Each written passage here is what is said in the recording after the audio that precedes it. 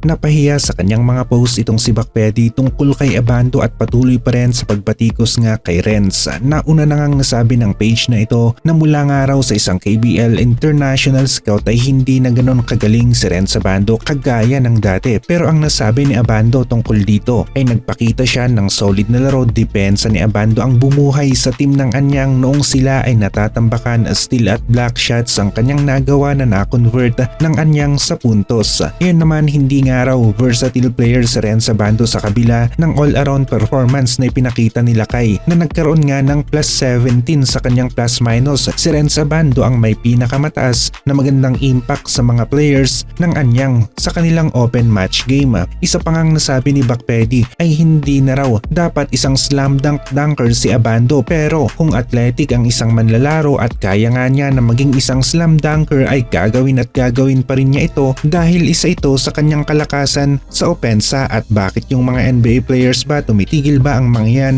sa pagdunk sa kanilang prime age? Ang sagot dyan ay hindi, at nasa prime age nga sila kay mas malakas pa ito ngayon at kayang-kaya niyang gawin ang gusto niya sa loob ng basketball court. Posible na mabawasan ang lakas ni Abando at ang kanyang pagdunk kapag nagkakaedad na siguro ito papunta sa kanyang mid-30s. Pero sa ngayon na nasa kalakasan nga si Renz Abando ay walang makakapigil sa pagiging athletic niya at sa kung ano ang kaya niyang gawin sa hardcourt.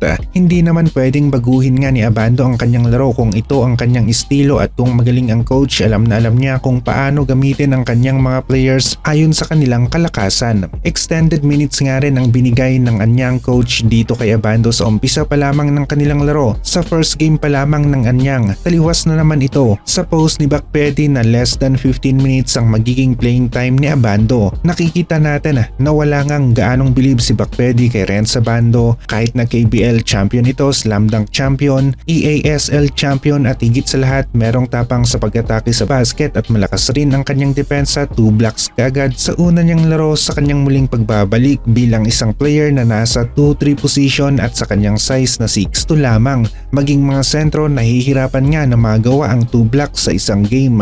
Isa lang ang natitiyak natin, mas seryoso pa ngayon sila kay alam niya na nasayang ang isang taon na kung saan hindi ito nakapaglaro at patataasin na naman niya ang kanyang value ngayon sa pamamagitan nga ng magandang impact sa laro na kanya namang sinimulan. Nagpakita kaagad ng lakas si Abando sa depensa. Mukhang gusto nga yata ni Bakpedi na kada laro ay 100% ang shooting ni Abando. Ito ang kanyang standards pagdating kay Renz Abando, kaya naman ganito ang kanyang mga posts. Sa nakita natin sa laro ni Abando, di hamak na mas magaling siya kumpara sa mas nakararaming local players ng KBL pagdating sa shooting. Iba talaga yung impact at energy ng laro ni Abando. Yung X factor na gusto mong makita sa isang player ay na kay Renz Abando nga. Nagkukumit sa depensa at maganda ang resulta. Block at steal para sa team ng Anyang. Maging sa pagkuha ng rebound, kumukuha ng magandang pwesto at timing si Renz Abando, kaya naman kahit na malaki pa ang kanyang kalaban o kanyang kasabayan, kanya itong naaagawan ng rebound. Kung sa pagiging isang role player, kayang-kaya ni Renz Abando at kaya rin niyang makapagbigay ng magandang stats sa opensa kung maganda nga rin ang play na nagagawa nila. Naiisahan nila ang depensa ng kanilang kalaban. Babalik naman ang opensa ni Abando na nang iiwan nga ng kanyang defender kagaya ng sa video na ito kapag nagkaroon sila ng mas solid na chemistry ng kanyang kakampi, nagagawa ng magagandang plays na babasag sa depensa ng kanilang kalaban.